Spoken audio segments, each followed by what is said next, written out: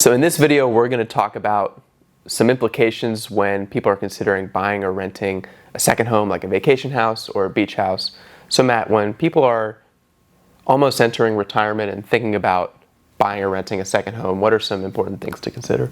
Yeah, it's a great question. So very common question we get both for our active clients and our clients that are retiring as well. So for someone considering buying a home, a second home, such as a vacation home, some considerations are liquidity. So most second homes require 25% down when purchasing the home. And one of the considerations is, are you willing to rent it out? Are you willing to put the time in to rent it out? Are you willing to hire a property manager to rent it out? That will significantly lower the carrying cost of the house. Secondly, how often are you going to use the house?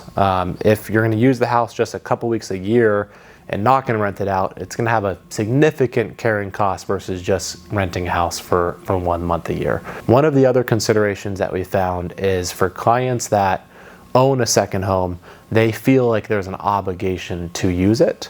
Very often we hear very lofty and extravagant travel goals for clients when they get to retirement, and having a beach house, for example, that has a high carrying cost, not only financially may get in the way, but psychologically may get in the way of taking some of those overseas trips or exploring other areas. So for clients that have a variety of travel goals entering retirement, we recommend to stick to a renting status. Go try a few areas, get all of the bucket list items crossed off when you are young and energetic. Take the overseas trips, go look at what areas you like best, what areas would accommodate your schedules, and then from there, once all of those bucket list items are crossed off the list, then consider buying a home. And your second phase of retirement, we typically see going your go-go years and then your slow-go years. And your slow-go years, we found is oftentimes a best time to purchase a second home where you have a consistent place, a place where you have all your stuff stored, where you can invite friends and family to, and create long-lasting memories. But just some considerations to take into place purely from a financial standpoint. Renting versus owning is a very individualized analysis, but surprisingly, renting versus owning, if you are renting at a lower carrying cost and investing the difference, oftentimes renting is actually a better financial decision.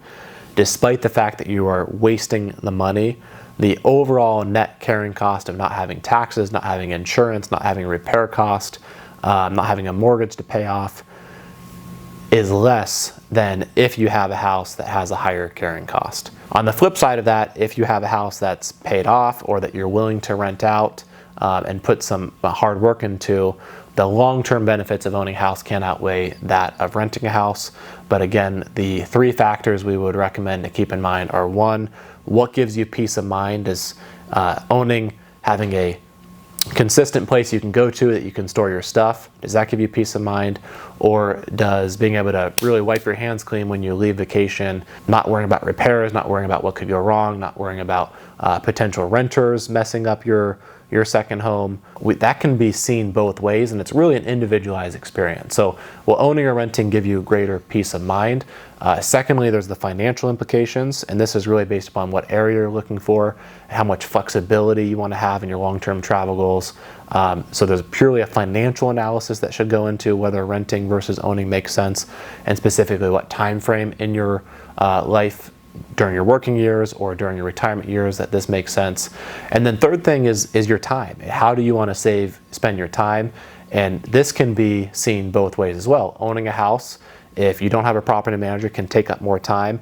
And the flip side, if you own a house, having stuff you have stored there, which would make your vacations much easier. You show up and it's kind of a turnkey approach versus if you rent and it's not yours to settle down. So these three factors can be seen or could be debated to favor renting or favor owning. So it's really boils down to know thyself, know your personal preferences, know what gives you peace of mind, know what your behavior patterns are from a financial standpoint. Are you going to be disciplined and save the difference?